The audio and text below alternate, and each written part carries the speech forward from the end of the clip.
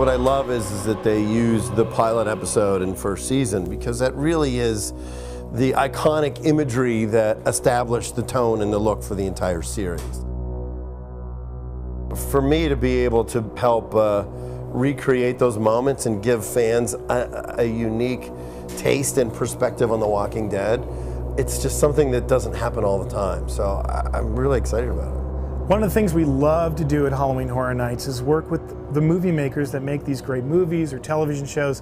So it's fabulous for us to work with Greg Nicotero and K&B Effects. So right from the beginning, we worked really closely with Greg, and in many cases, he's producing the actual walkers that you're going to see in the attractions. They're coming right off of the original molds from the show. So that's the kind of authenticity that we strive for, and there's nothing better than working directly with the people involved in the show. Actually, the place where we shot in Georgia was a real hospital. But I always loved like the charred, all the wires and stuff. It was just such a cool visual with the lights flashing and. Yeah, you want that feeling of walking to the hospital, walking through the wires with all the exposed ductwork. Yeah, it's cool. You know, it's funny, when we shot this, when we put all the fingers out, because there's photos of all the fingers, but in the show, you only see one pair of fingers coming out. We found an extra who had really, really cool fingers. It was all double jointed. They were all double jointed. So she brought her fingers out. We're like, you gotta use this, girl. So we literally ran her around to the back of the set, and it was just her kind of creepy fingers coming out.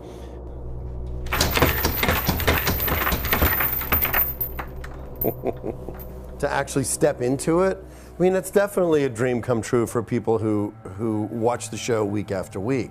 So for them to be able to walk down the hallway in the hospital and see the cafeteria doors with the fingers inside, it's fun for me because I was there when we shot it, and to walk on set and go, wow, it's going to give people an opportunity to experience it as if they were really there as well. You can't beat that kind of authenticity. Another one of my favorite scenes in The Walking Dead in season 1 is when Rick comes into Atlanta and he runs into that horde of walkers, and he has to take refuge in an Abrams tank.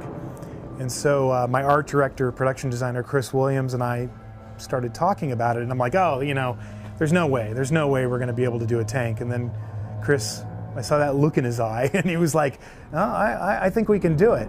John and I wanted to really emulate Atlanta in a big way, and what we have got is a little alleyway coming to an open street scene where we've got a tank laid out. Now that tank, it's a full-size Abrams tank.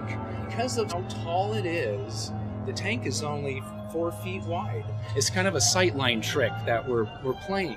You know, when Walking Dead first debuted, I watched every episode. I watched the pilot, and then that same night I watched episode 2, 3, 4, and from there on I just watched the whole thing in one fell swoop.